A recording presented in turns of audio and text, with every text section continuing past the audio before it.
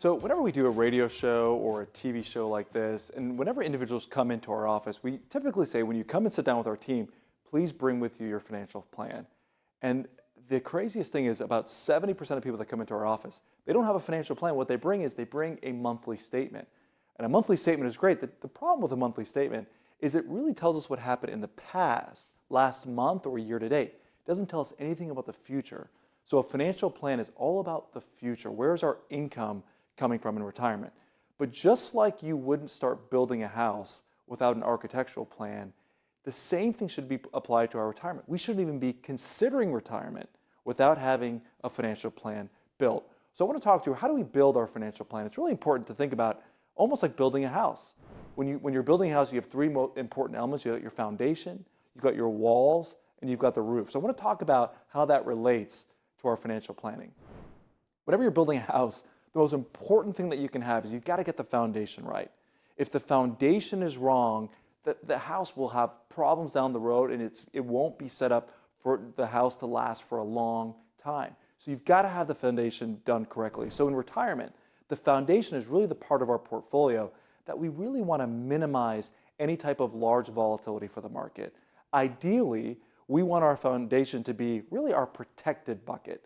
It's really the bucket that we know, God forbid, if there's volatile markets or we've got economic risks, even political risks out of Washington, that at least our foundation, that part of our portfolio, is going to be protected. So these can be things like government bonds. So treasuries, government bonds are the safest investments that we can purchase, backed by the full faith and credit of the US government. But we know that our government bonds or our treasuries are going to provide us income.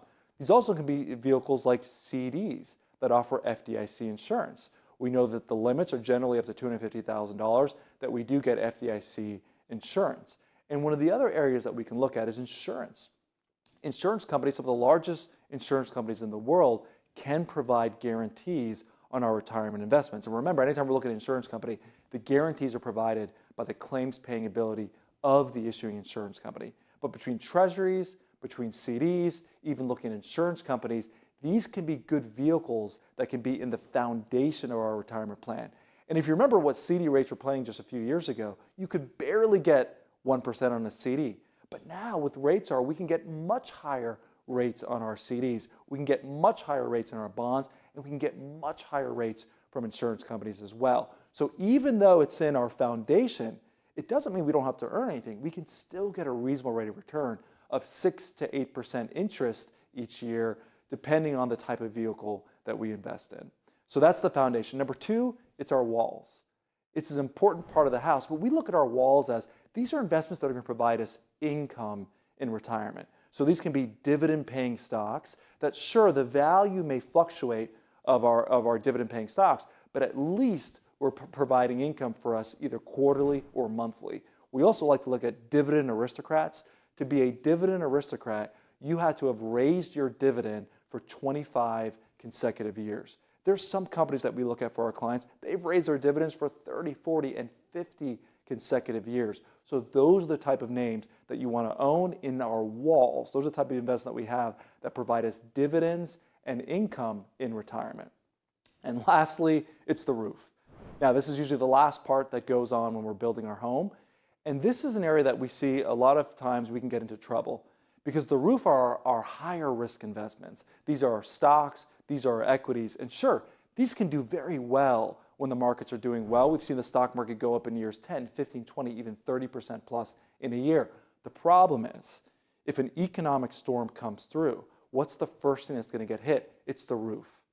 But what we want is, if we can build the portfolio correctly, even if we have a storm that comes through, whether it's economic or maybe it's the yahoos in Washington have really done things that can really derail our retirement through taxes and policy, even if we take a hit to our roof, guess what? Our walls are still in place, so we're still getting our dividend income, and our foundation is protected and secure against market losses. Here's the issue that I see, and I wouldn't miss this. So many times people come into our office, the majority of their money is in the roof. Meaning, sure, while we're building our monies in our 20s and our 30s and our 40s, even our early 50s, we want our money in the roof. We want higher returning investments to keep up and to grow our money over time. But so many of us forget to do what I like to call a retirement reset, meaning we've got to make sure not too much money is in the roof, but that we've got the walls in place that provide dividends and income in retirement, but we also have a strong foundation. I cannot stress that. So if you look at your retirement and you say, wait a second, all of my money or the majority of my money is in the roof, it might be time for a second opinion. It certainly might be time for a retirement reset to make sure you have the right allocation. Again, our Retire Ready process covers 5 key areas: your income planning, where's your income coming from, your investment planning, what are the risks in your retirement account, what about taxes? I think taxes are heading higher. Do you have a plan for that? Our health care plan, long-term care plan, and lastly, our estate and legacy plan as well. So you got to have all of those 5 key areas inside your financial plan. So it's so important to make sure you've got a well-built home and also a well-built retirement plan.